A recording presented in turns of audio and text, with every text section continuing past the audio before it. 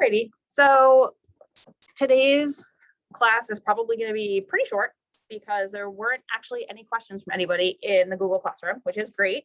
Hopefully that means that there weren't too many issues or problems with Neuro.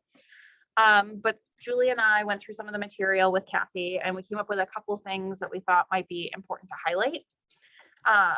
Just so that it's kind of in the forefront of your mind as you're getting ready to take the test. And then I found a video with a bunch of questions. So if people want to just go through the questions that the guys got in the video, that might just be helpful. We can talk through any questions people have from that, and then we'll just kind of go from there. And then the next session is going to be cardiac based.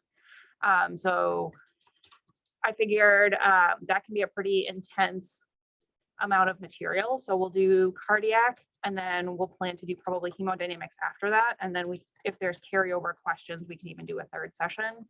But we should look to wrap up by about early November at the pace we're going. Has anyone had issues scheduling their test or getting ready to schedule their test? Yeah, I have. I just haven't heard back from anyone. I filled out like the form on Colleague Connection. I reached out to Carrie like you guys had mentioned, and she referred me to Tanya Manahas, but I haven't heard. Yep, so Tanya Lewis. Yeah, so I haven't heard back from her either, so I'm just kind of in limbo. Okay. I will also reach out to Tanya and let her know that we've got people who are looking to get this squared away. Thank you so much. I'm in the same boat as Kyla. Okay. I'll shoot an email off when we're done today. And that's to get the voucher for prepaid testing, right? Correct. Okay. Alrighty. So let me know if you can't see anything on my screen that I'm talking about, so that way I'm not talking about something that you guys aren't seeing. Hopefully you're seeing the BILH header. So looking at the test questions that people did as part of the pre-test in Google Classroom today, one of the things that I thought was kind of helpful is reviewing the difference between bacterial and viral meningitis. And so one of the big differences being that your bacterial meningitis, you're going to see low glucose in your CSF because the bacteria will be using that glucose for multiplication purposes, and they'll be, for lack of a better phrase, eating your glucose, where that's not necessarily the case for viral meningitis. You'd see a normal glucose level. Bacteria, because they also off-put waste, you're going to see purulent CSF as opposed to viral meningitis, where you would see clear CSF. And because you're seeing purulence and you're seeing an increase in both protein and WBCs, you're going to see a much higher opening pressure here than you would for viral meningitis. So just if you have one of those test questions that's asking you about the condition of the CSF and giving you kind of a description, the one from the test talked about having a very high opening pressure. And then the patient was febrile, and I forget what the other components were. In the practice questions, the differentiating factor, I think, was the glucose, and that was the reason the answer, I think, ended up being bacterial and not viral, was because of the situation with the decreased glucose. So that was the reasoning behind it. But those are really the only three things that separate them. They clinically present very similarly. So I would just, if you have to memorize that, I always just remember it by imagining the bacteria, like Sarah said, the bacteria eating the glucose, and then, the glucose are low. If you just kind of remember that, I feel like it's a little bit easier because the clinical presentation is almost identical. And then one of the other things, so I copied the two sides in one of these review cards, was if they're giving you, because in one of the other books that I use, it actually had test questions that were the nurses performing the Koenig sign test and then the Brzezinski sign test. And I was like, I can't remember which is which. So just remembering that Brzezinski's B comes before K in the alphabet. So you're starting at the top of the head and doing chin to chest. So that's the test that starts with B, even if you can't remember what the name of the test is. If you can remember that B is closer to the head than N and K, that would be how I would do it. So Brzezinski sign is chin to chest, whereas Koenig's is your legs up and out. So I just thought that was kind of helpful. And then this card also had the normal CSF glucose and proteins on it. So I'll put all of these images up in Google Classroom so you can download them or write them if you want to have access to them for making your sheet when you get into the actual room to take the test. I included this because we were talking about this picture here at the bottom about the A, B, and C waves.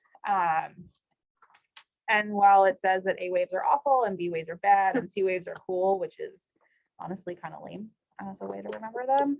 And I can't speak as much as probably Inga and Kyla can about looking at ICP monitoring, but that this image here on the top, where you've got P1, P2, 3P, P3, and P1, P2, P3 for your abnormal waveform, Julie thought that this was a much more helpful image. I don't know if you want to speak a little bit about that. Yeah, no, this was the only topic I thought in the chapter that was maybe a little bit misleading. And if anyone's ever cared for a patient with an EVD, I think that it's misleading. If you look on page 183 of the Barron's book, it does not include a normal ICP waveform. It includes this graphic that Sarah has at the bottom here, projected here, with A waves, B waves, and C waves. And I think that that's misleading because it may make you, if you are not familiar with an ICP waveform, you may presume that that's what an ICP waveform looks like, and that is untrue.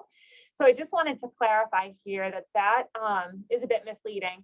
A normal ICP waveform is, can you just hover over it? Oh, sure. Sarah, is this P1, P2, P3? That's a normal compliant brain, and that's what an ICP waveform should look like. Okay, and you can see some notes there. I think that shows, yeah, the smaller picture a little bit below where it says abnormal ICP waveform, where the second notch rises higher than P1 and P3. That's an abnormal ICP waveform and actually shows a decrease in brain compliance. I would look at that. That is more clinically relevant and would be more likely to be maybe included in a test than A, B, and C waves in the bottom. So I just wanted to clarify that, especially for people who aren't seeing that often in practice. We didn't see a lot of EVDs when I worked in the MICU. So the way I remembered it is if the EVD, the ICP tracing is giving you the middle finger, then it's probably bad. Oh, that's a good way of Because regardless of how you get the middle finger, whether it's from the patient or from the waveform, I am all about ways to remember things because it's all about your resources and knowing what, you know, how to work around. You got to work smarter, not harder. And so a little bit more about B and C waves and A waves is on this, and I'll scan a nicer version into Google Classroom so you guys have it. But this was a little bit more about the descriptors and the significance if you do see these, which I thought might be helpful. All I have to say is I would not spend much time reviewing that. I would argue that it's not super clinically relevant, having worked in neurocritical care, and I don't even remember anything about this being on the test, just to be totally upfront. So do with it what you want, but I wouldn't recommend spending much time on A, B, and C waves at all. No, but I definitely would be familiar with the ICP tracings if that's not an area that you're strong in. And then I feel like we can't talk about neuro without bringing up, oh, hold on. Oh, for goodness sakes. Oh, here we go. Our friend, the cranial nerve. The reason I still bring this up is mostly for this part down here at the bottom. Not so much knowing, I mean, it's important to know the numbers and what they do, but also knowing what the tests are for different cranial nerves. There were a couple of questions in one of the other books that asks which cranial nerve you're testing with the sniff test, or which one was a pupil test, as opposed to just the cardinal gazes. So I kind of like this guy in that, again, you can draw it on a piece of paper when you're sitting at the test taking facility, and at least it'll give you kind of a broad overview. So then you're like, okay, I can kind of remember that like 11 is shrugging and 1 looks like a nose. So I probably, if it's a sniffing question, I'm going to be answering, you know, I don't care if you remember it's olfactory, but if you remember it's the nose, hopefully that'll trigger something that says, oh yeah, okay, I got to sniff whatever the substance is. So I'm a fan of this drawing, mostly, like I said, because you can draw it in the actual room. Questions so far? Anything concerning? No? Okay. So there's a bunch of CCRN review questions. I think they're on the screen. I'm hoping they're on the screen. Thanks, Kyla, for nodding so I can actually see. So I don't know if you guys want to just go through these. We can, each one has the answers and the information afterwards, just as kind of more practice for questions that you might see on the test. So let me unmute this poor. So I think we're back to the Southern guy again. Which of the following about pupillary response is true? Pupil change that is the first sign of an increased intracranial pressure. Sympathetic stimulation produces the dilation of the pupil. The optic nerve is responsible for the pupil size. Or bilateral dilatation of the pupil is an early sign of increased intracranial pressure. And the answer is B. Sympathetic stimulation produces the dilation of a pupil. This is due to an increase in intracranial pressure on the site of the injury that causes the compression of the ocular motor nerve. This injury decreases the parasympathetic stimulation, which allows the sympathetic stimulation to dominate, resulting in the pupil dilation. Under most circumstances, the pupil changes occur after the change in level of consciousness, except for one, in the uncal herniation, which you'll learn about in the review, and the optic nerve is responsible for the vision, not the pupil dilation. Yeah, will you pause there? Mhm. One thing I do want to mention, actually, when I was reviewing this content again, especially in looking at pupil changes and early and late signs of increased ICP, I did want to kind of reinforce, because I remember this for sure being on the CCRN exam, is knowing that in the case of a patient having an epidural hematoma, that is one of the only instances where a patient will have a pupil change before their level of consciousness starts to decrease. Did everybody read that in the book? I feel like it did a good job, like saying, you should remember this, and it was like maybe START or something like that. But that's something that I remember being on the test for sure. And I'm finding it like coming up in multiple different review books. So it's important to remember that in general, in neuro patients, change in level of consciousness is one of the first and earliest signs of something going on, or a patient's having a neurologic decline. One of the only instances in which that's not the case and your pupil changes before a decreased level of consciousness is with an epidural hematoma. Okay. Just want to make sure, I just wanted to reinforce that because again, I guarantee you'll see it. Number 2. Consciousness is dependent upon an intact reticular activating system and cerebral cortex, occipital lobe and midbrain, a medulla and meningeal artery, or the cerebellum and the pons. Does anybody actually know the answer to this question? I think it's A. Okay, so Kyla says A. I agree. Okay.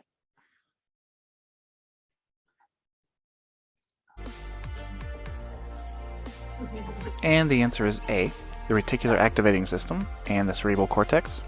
This is because the lower end of the reticular activating system is in the brainstem and responsible for the sleep-wake cycles. If this area is damaged, coma will occur. The cerebral cortex is also responsible for consciousness. Choices B, C, and D are actually responsible for other functions other than consciousness. Question number 3. A patient presented with a left cerebral hemispheric ischemic stroke. This patient would most likely have which of the following? All right, peeps. Which one do we think that we would be seeing on a patient with a left cerebral hemispheric ischemic stroke? What's a right pronator drive? Don't ask me. I'm not a neuro specialist. I think it's a typo.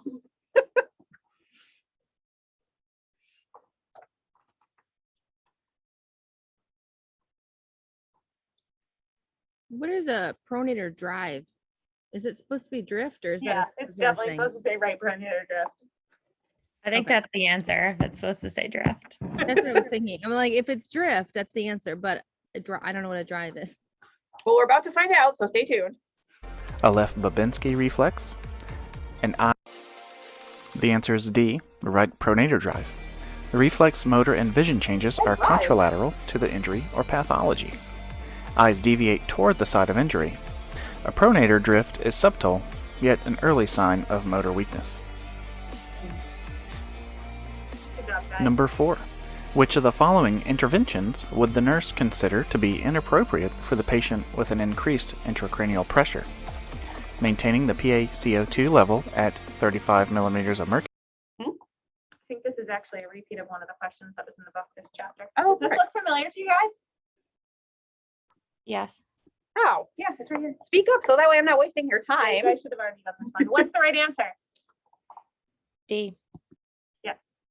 83 mils an hour? Well, just the fact that they're giving D5. Oh, I was like, 83 seems awfully specific. 83 is, you know why it's 83? No. It's because a patient would get exactly 2 liters in a day. That used to be the rate that we run for fluids. It was 83 or 84 mLs an hour because the patient gets exactly 2 liters a day. Did Joe Burns write the neuro questions? No, that was a different show, but that's where that number comes from, FYI. Okay. The answer is D, administering the 5% dextrose in water at 83 milliliters an hour. This is because this is a hypotonic solution that will leave the vascular space by osmosis and will most likely displace the intracellular space, resulting in brain cell swelling. This will increase the ICP. All the other choices for the patient with an increased ICP will not make the ICP worsen. A patient has a history of a fall while skiing, hitting the right side of his head. He presented with a nose fracture. Julie's giving me the high sign that you guys should all know the answers because these are the exact questions from the book. They are. Right? Perfect. So the other thing I just wanted you guys to know is this lifelong nursing guy has a neuro review. So if there is neuro review content that you want a little more explained in more depth, but he spends 50 minutes covering it. I didn't think it was a good use of anybody's time to sit here for 50 minutes and have somebody lecture you about neuro if there aren't any questions. But I wanted to open this up, see if people had some feedback, wanted to discuss anything else related to neuro. If you guys want to get a jump start on cardiac for the next week, it's kind of up and open to you guys.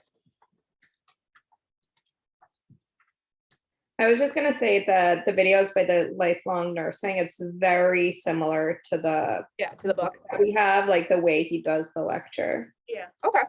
I'll maybe look for somebody else then. See if we can find something that's supplemental rather than repetitive. And if questions come up later too, you can always, if they submit them to the classroom, would it send you an email or something? It always Okay. does.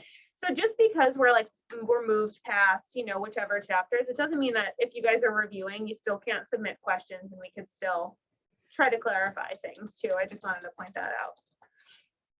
But is there anything that anyone wants to talk through?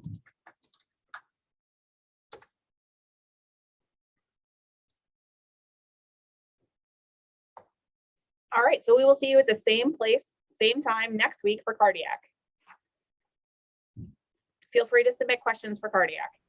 Awesome. Thanks so much. Yeah, thank you. Thank you. Thank you. Bye, guys.